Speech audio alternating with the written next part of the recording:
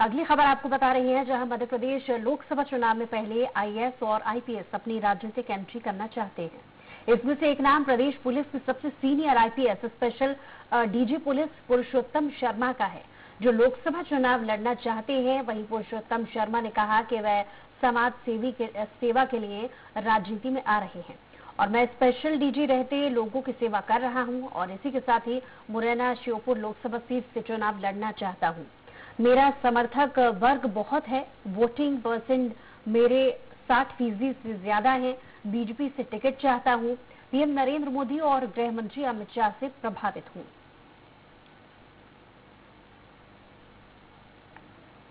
प्रदेश police के senior अधिकारी अब चुनाव लड़ने की बात कह रहे हैं। पुरुषोत्तम शर्मा है, जो कि मुरैना क्षेत्र से तैयारी करने हैं। साथ ही इनका कहना है कि उन्होंने दिसंबर माह में ही अपनी नौकरी से बीआरएस के लिए आवेदन दे दिया है, जो अभी शायद मंजूर नहीं हुआ है। हमारे साथ मौजूद हैं पुरुषोत्तम शर्मा जी, जो लगातार मुरैना में सक्रिय हैं। मुरैना के लोग उनको अपने साथ रहते हैं, मानते हैं। साथ ही फैंस क्लब भी बना रखा है, जगह जगह बैनर पोस्टर लगे हैं। विधानसभा में भी काफी सक्रिय रहे। अब लोकसभा के लिए अपने आप को सबसे उपयुक्त प्रत्याशी वो मान के चल रहे हैं भारतीय जनता पार्टी से।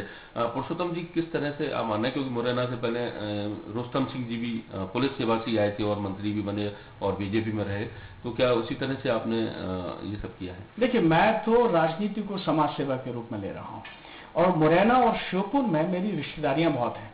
मेरा घर, लोग रहते हैं वहाँ और पूरा एक समाज मुझसे जुड़ा हुआ है। तो उस जगह मुरैना और श्योपुर मेरे लिए एक घर की तरह है, एक बड़ा परिवार की तरह है। इसीलिए मैंने उस क्षेत्र को चुना है। आप पुलिस सेवा में हैं, उसके बाद समाज सेवा और राजनीति सेवा में आने के लिए किस तरह से प्रेरित हुए? देखिए, पुलिस सेवा भी एक समाज सेवा है। जब तक मैं रहा, मैंने लोगों के साथ न्याय बहुत किया है। कई बार मैंने ऐसे ऐसे अपराधों में लोगों को न्याय दिया है जिसमें कि लोगों ने मुक्त कंठ से मेरी प्रशंसाएं की हैं। इंदौर में मैंने बड़े केसेस को डिटेक्ट किए, मर्डर्स केसेस डिटेक्ट किए। रीवा में एंटी काम किया है। मैंने बहुत नकली दूध और मावा पकड़ा है, उसके कारण कई शुद्धता के ऊपर काम किया। तो मैं समाज के हित में हमेशा निर्णय लेता रहा। अब मुझे लगता है कि जीवन के इस पड़ाव पे मैं खुलकर समाज की सेवा करूं और हर रूप में सेवा करूं, जिसमें कि लॉ एंड ऑर्डर पुलिसिंग भी हो, रेवेन्यू भी हो, फॉरेस्ट भी हो, बाकी सब हो। क्योंकि लोगों का तरह तरह की अपनी डिमांड है, तरह तरह की परेशानियां हैं। बीआरएस के लिए भी आपने? बीआरएस मैंने अप्लाई कर दिया और दिसंबर में भी कर दिया है।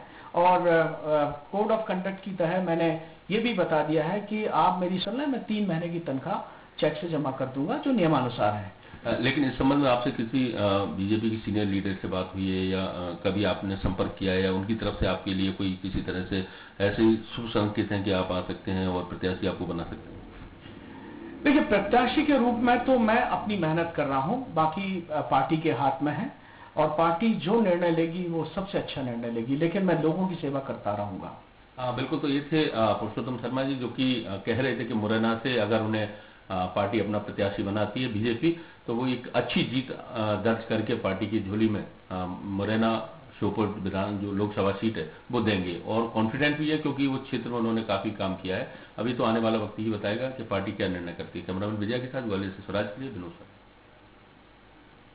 ओंकारेश्वर तीर्थ नगरी